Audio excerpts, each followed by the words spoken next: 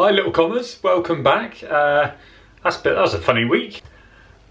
Can't get rid of me that easy. By later today, the electric razor will be here and I'll be able to do this properly. So none of this is medical advice, this is just my experience, so please get yourself checked out. Lots of people have been asking what happened and stuff, so this is my way of telling lots of people at once what happened. I feel like I want to tell you what happened as well. I think it's important. I feel that, you know, a lot of my YouTube subscribers feel like, they are friends, so even if we haven't met, like, I think there's a great connection there, and so I don't want to sort of not let you in on what happened really. And then I don't have to tell anyone. If anyone asks me in a live stream or something, I can just go, I've got a whole video on it, go and watch it please. Okay, right, welcome. Sorry it's really windy outside. You might be able to hear it, you might not. First things first, if I do have any screams that I don't cut out, don't worry about them. They're just literally little intakes of breath, like little involuntary, almost like a hiccup / yawn, right? I sort of let out a yell. Don't worry about those. I guess I'm just not getting enough oxygen in. Don't worry about that. So what happened?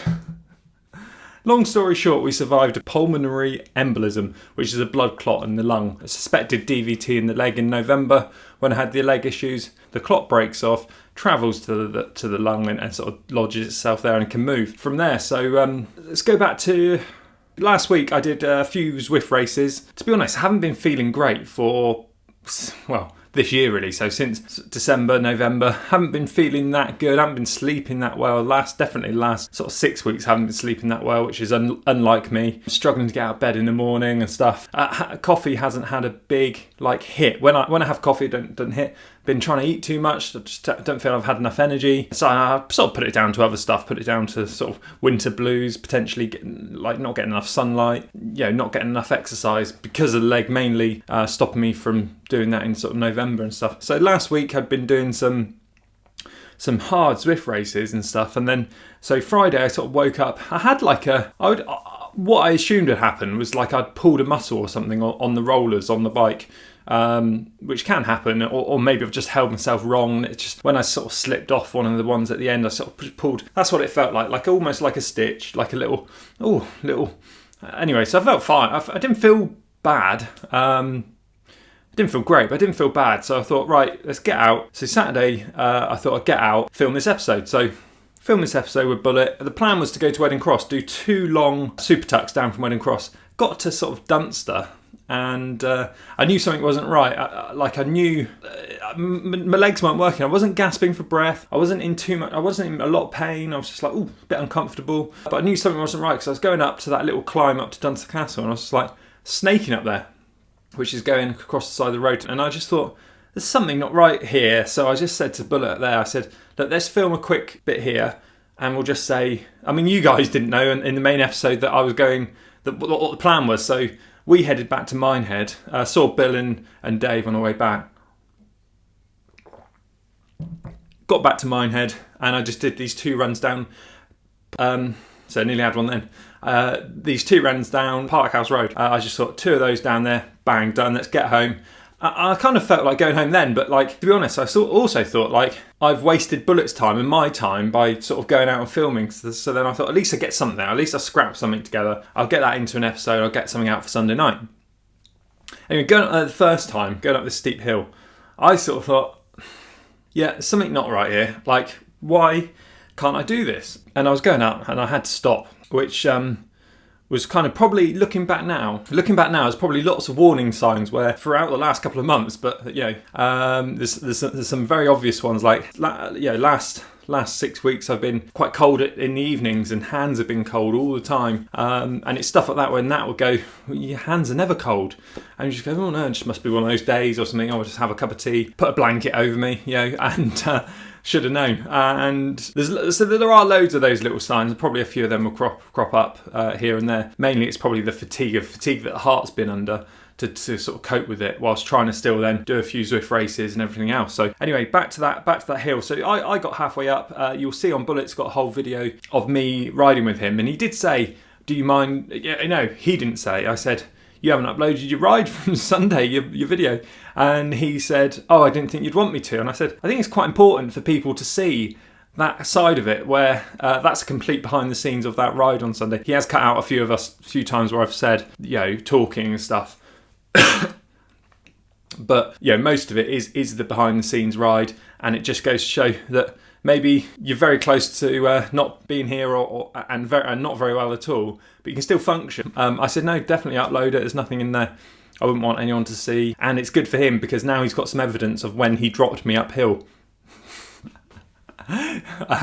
So yeah, no, he uploaded the thing. You can see here, I was coming up the hill, had to stop. He came back down. I pushed it for a bit, got back on the bike, pushed it over the top. So to get to the top, I sort of called Nat then, and I sort of thought, this isn't right.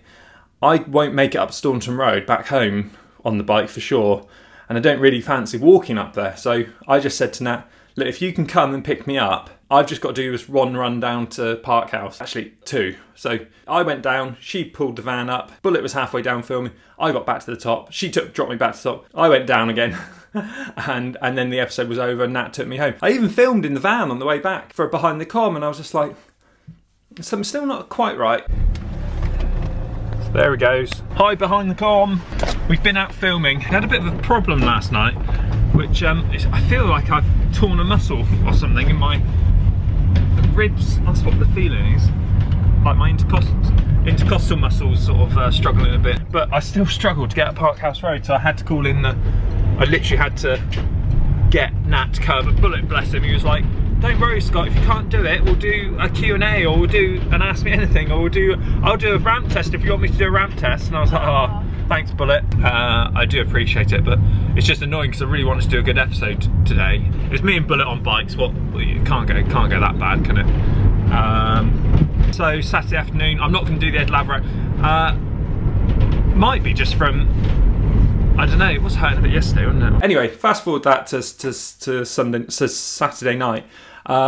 Breathing was getting a bit laboured, and I got off the sofa Saturday night and I was just like, got into this kind of panic mode where I couldn't catch my breath, and I was just like, I won't do it now because it's probably quite painful to do, but I went into full panic mode where I was like, I thought I can't breathe, and Nat calmed me down, it got me calmed down, got me breathing. Felt like I pulled a intercostal muscle, which are super painful, which are the muscles in between your ribs when you breathe. So that's the kind of thought I had in my head. So I thought, go to bed. Temperature was a little high, nothing drastic. So I had to move a couple of times during the night. So I didn't sleep very well at all. Anyway, all of Sunday I just felt rough, so I just thought, I haven't slept very well, I'll stay in bed all day. I edited the main episode after I got back in, because I just thought, if I can just edit this, I can just get to bed. Anyway, so I was sort of lied there thinking, Phil's got a video that I wanted to do a thumbnail for, needed to do a thumbnail for the night. I didn't want to let him down, so I sort of got out of bed thinking, it'll be alright in a minute, I'll be alright. Got that done. Sure, I thought, don't I upload the episode? I thought, I'm not going to be there in the chat. I thought, yeah, may as well, like, I won't be there. But so I put the video to upload. I didn't even bother with my own thumbnail, I just took a screenshot of the video, me going like this or something. Anyway, uploaded that and thing, and I sort of said, look guys, I'm feeling rough, I'm going back to bed. This is early on. I'm going to bed, I won't be in the thing. So I didn't want anyone to worry and panic. Mum's in Spain since before this lockdown, so I was a bit worried that they were going to panic. So anyway, it just got progressively worse. Like, it was probably actually worse during the day on Sunday than I've probably let on there. So I was sort of struggling to breathe, catching my breath and stuff like that. So, and every time I changed position, it was worse. So I then went back to bed, and I think I came downstairs for something. I thought, I'll get up. I'll try and get up. So I went downstairs and literally, I don't know what time. To be honest, all a bit of a blur. Was it 6:30, 6 o'clock? And literally, I was having this breathing pain, like this stitch pain, sort of intercostal area, and then all of a sudden, this stab came into I would say kidneys, but obviously it's right at the base of the lung, on the back, bang. And I was just like, I've never felt anything like it. I screamed. It was very short, but very, very, very painful. And it was kind of like, then I had to try and get my breath back, which was then hard because I was sort of in pain with the sort of back and side there, normal pain when I was breathing in, and then that hit a few times. I think if that hit, as Nat would say, if that hit me a few more times, I don't think I'd be here, because I definitely couldn't breathe. I just was like, I think I would have been gone. I'm just glad nothing I did brought it on. Like, it wasn't like I twisted or breathed in a certain way. Nat made some soup, so we tried like literally She sort of shoved some soup in front of me, thinking that I need some food because I hadn't eaten for, God knows, like Saturday. This was Sunday, so 24 hours I hadn't eaten for. I just didn't want anything. So she shoved some food in front of me. I then went to sit at the table and just sort of put like a little bit in my mouth, and I was just like, no. And then I had another pain kick in with the stabbing, and like Nat called 111. We were just trying to speak to them. I was trying to get they were saying, "Who done this?" And I was like, I was struggling to answer. A doctor called back and said, really nice guy. He was like, yeah, we need to get you seen ASAP. Can you get to Taunton? What's the quickest you can get to Taunton? So I went to Warwick House, which is a medical centre. We got ready. Yeah, literally, I've been in the same clothes since, like, obviously slept in them Saturday night, spent all day and Sunday in them because I was just like, so I think so I was honking. I think we chucked on a t-shirt. I tried to have a flannel wash. That wasn't happening. Every time I sort of moved, that sharp pain kicked in. He called back 2 minutes before the premiere, so Nat wasn't in the live chat as well, so probably scared a few more people that way.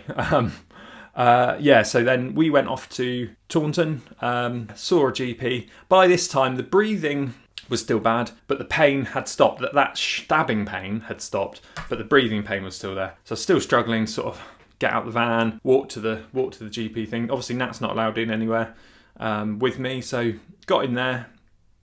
9:30 at night was the appointment, so we just made it there. The main road was shut and it was starting to snow, so we were a bit worried. Got in there, assuming we were coming back that night. Got in there, the GP in there. She thought it was a pneumothorax, which is I think a tear in the lung. I've learnt a lot of new words this weekend. Is there like a tear in the lung and it lets air into the wrong space, so it can cause, I think, a collapsed lung or... Yeah, so she wanted a chest x-ray. She wasn't that worried about anything else. Thought the leg could have been a Baker's cyst that happened in November, and want an x-ray, chest x-ray for this pneumothorax, because it's not very nice. From there, we got a letter, so we got referred to A&E. In there, we had bloods done, ECG scans, 2 of them, which was a bit annoying because, like, I had my bloods done, walked back to the seating area, walked to the ECG. By the time I got to the ECG, I was out of breath, and then, like, having to take your top off and everything like that. Like, I was really struggling. Then getting back to the waiting room, sitting down, and then going, the ECG didn't work properly. We need another one. Again, back to the waiting room. Then I had a chest x-ray, then back, and then literally just waiting for the doctor then. So the doctor, he was a great guy. He was a Zwifter. So he said, right, tell me why you're in pain. And I was like, well, that's your job. I said, well, potentially this might have started in November, but my lungs were quite sore, like maybe Thursday, Friday, but I assumed it's because I didn't warm up on this indoor bike racing thing called, and he was like, Zwift, are you a Zwifter? I was like, yeah. Yeah, I'm there going, yeah. And he's like going, oh, what category are you? I was like, oh, C. He's like, oh, right. So he was a Zwifter, so that was really nice, just to take my mind off it and stuff. He did a great job there. And I sort of said, my partner's out in a van outside for like four hours now. I said, can I sort of tell her I'll be another, an hour or something? He was like, you're not going home? I was like, oh. He was like, he was really worried about his breathing and the pain. He said, if that kicks in and I have to call an ambulance, I won't be happy. So I was like, fair enough. And he wanted me in for a scan first thing the next day. All the NHS staff, there's a little bit of an issue later on, but again, it's one of those things, you can't really blame them for everything that's going on up there. Anyway, so he said, no, literally, we're going to get you in first thing in the morning for a CT scan. They don't do them overnight, unless it's a super emergency, but you're still talking, you're still breathing. They gave me an injection there and then, a blood thinning injection into the stomach. Went a little bit dizzy and stuff, but I think that has the effect. But whilst I was there as well, I think they see these people like me, like fit, young, good-looking guys, and they go, right, let's get some guinea pig testing done. So I had loads of little blood tests whilst I was there. So I had the COVID test before I could get onto the ward and stuff like that. So yeah, literally, they go, I've got a, I don't know how to say student or whatever, someone learning how to take blood out of a child. Can I just show him how I do it? So had like a thumb prick, then the blood wouldn't come out there and I had to squeeze it really hard. And I've probably told these things loads of times, like Nat, she's probably bored of this kind of stuff, so we'll keep it quite quick. And then like the blood wouldn't come out there very well, so literally went in the top of the hand to show how you take blood from a kid. So I was more than happy to do anything like that. So yeah, we just literally hung around there. Then I obviously called Nat to say, yeah, I'm staying in, you can go home. The only issue is, like, we weren't planning this, so I had about 88% of battery left on my phone, so everything on my phone just went, I just turned everything off that I could, turned it onto low battery mode, thinking that the doctor sort of said, yo, we'll get you in for a scan first thing. Hopefully, he said, if it is what we think it is, you'll be out in the afternoon with some medicine, so you'll need to be picked up tomorrow afternoon.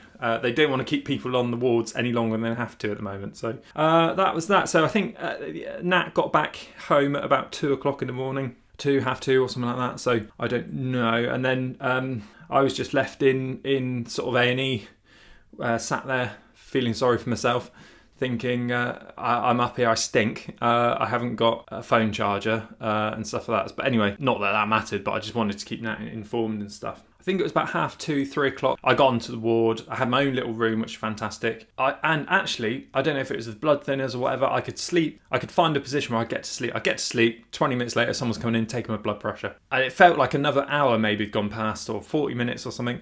A doctor came in to talk about, and he wasn't confident. He was thinking it wasn't a blood clot. And then literally, I don't know, it felt like another 20 minutes had gone past and I had my blood pressure taken. Then it's morning time, and you're getting asked if you want a coffee and what do you want for lunch. I didn't want any breakfast. I didn't have a coffee. I didn't have anything like that. I just, because the guy sort of said, try not to eat before, because you might, if you struggle with CT scans, you might feel sick. So don't eat, and you don't want to be sick in the tube like that with your arms above your head, getting this dye pumped into you. Anyway, so from there, this night, I don't know if he was a junior. I don't know what he was, to be honest. Give me a check over. And he was the one that put what's the arm thing? Like the valve car? I can't remember. It's the valve that they put in. A cardio, I don't know, that. So he puts that in. So he comes in and he's sort of a little bit nervous, and he had someone with him. And I think it was the first time he'd done it. He was shaking. So, and he just sort of, this other guy came in with him, and he was obviously like overseeing it. And he was like, yeah, dude, yeah. He was like real cool. And then this new young guy was like putting it in, and he was like, but this is green. This is a green thing, whatever it is. And it was like going, yeah, it's a big vein, so we're going with green. I was like, oh no. Anyway, long story short, after a few slip ups, it's gone in. It's in there, the valve, and the guys, they're both saying like literally like going, we got asked by the consultant to rush this through to get this in your arm quickly. That's always a good sign because they want you in. Anyway, so I said what I want for lunch, and that was going to be fine. Cauliflower cheese and veg medley or something. So that was fine. So anyway, time's sort of ticking away, and fast forward to sort of 12 o'clock. I'm thinking, oh god, the battery's going. I stink. Nat was going to come up with some overnight bag and stuff like that.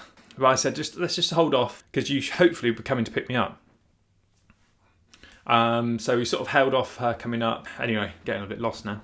And then sort of lunch came, and I didn't want to eat lunch, so it's sort of sat there, and everyone's sort of coming in. Can I take your lunch? Hours are clicking on now. 2 o'clock. 2 hours later, lunch is still there. I'm going, no, I'm super hungry. I haven't eaten since Saturday night, and I didn't even finish my dinner then because again, wasn't feeling that great. Yeah, I was just like going, no, I'll leave it. I'll have it as soon as I come back. Long story short, I got slipped off the scan list or something. Something happened. So even going from rushing this in my arm to asking a few nurses to chase it up.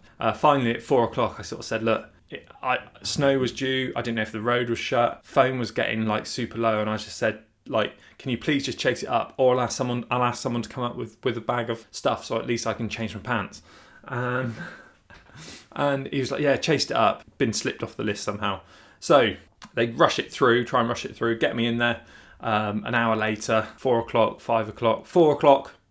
Out of there at 5. So you go in, if you've ever had a CT scan before, they pump a load of dye through your arm. Yeah, you can do different dyes and stuff. Pump a load of dye through your arm.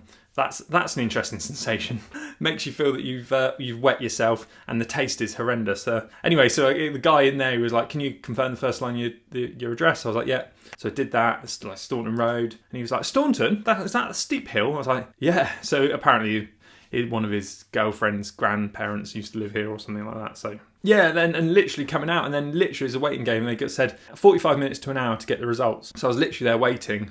I must have been waiting 3 hours, and I was sort of thinking, oh, this isn't good. I was kind of like going, the battery's going down to like, I think 18% at the time or something. I was just like going, here we go. And I thought the worst. I thought like they spotted something that it's really bad. Why they haven't come and told me yet. You could tell the nurse as well. It's like, so no one's been to see you yet? I was like, no. Okay. Okay.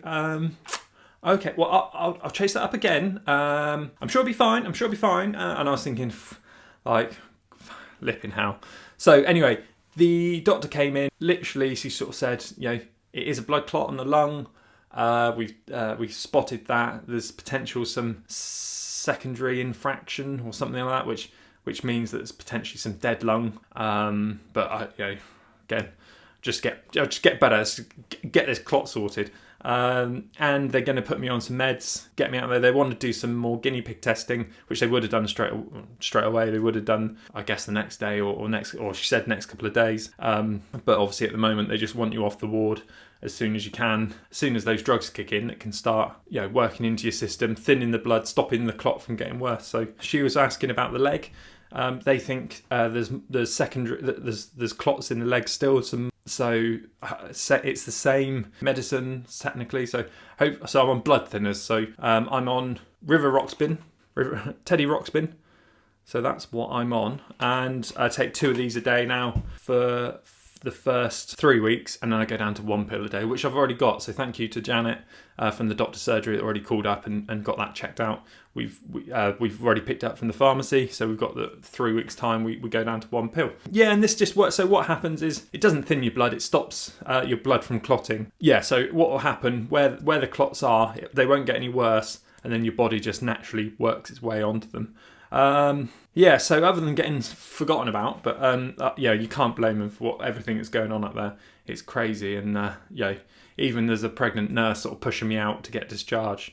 9 o'clock, I think. But once I'd had the results, they were very quick to get everything, because that can take quite long as well. So I'm on these for a while, 6 months. I probably haven't filled you in very much about everything that happened, but if you've got any questions about this that aren't sort of, I think I've got one, because go and get help, call 111. If you've got any more questions stuff I've left off, please just put it in the thing below. As I say, the assumption is the leg in November was a DVT, deep vein thrombosis, which has caused this. So I'm just glad it's been spotted. Well on the way to recovery, feeling better every day. I get alerted now and then that it's still there, but other than that, I'm doing well. Thank you to all the people that have messaged and just dropped a comment or whatever, or just a message. Sean Edwards sent me 50 cream eggs. I can't laugh too much. 50 cream eggs as a get well soon present. So thank you, Sean Edwards. That was fantastic. So if you're going to take your pills, take them the right way, isn't it, with a cream egg? Anyway, just wanted to sort of fill you in. I'm going to go and sit down for a bit now, kind of warm myself out, and we'll see you soon for Behind the Com filming. I don't know. I can't go outside in cold air at the moment, so we'll get to that when we can. And but thank you for the continued support, and keep coming.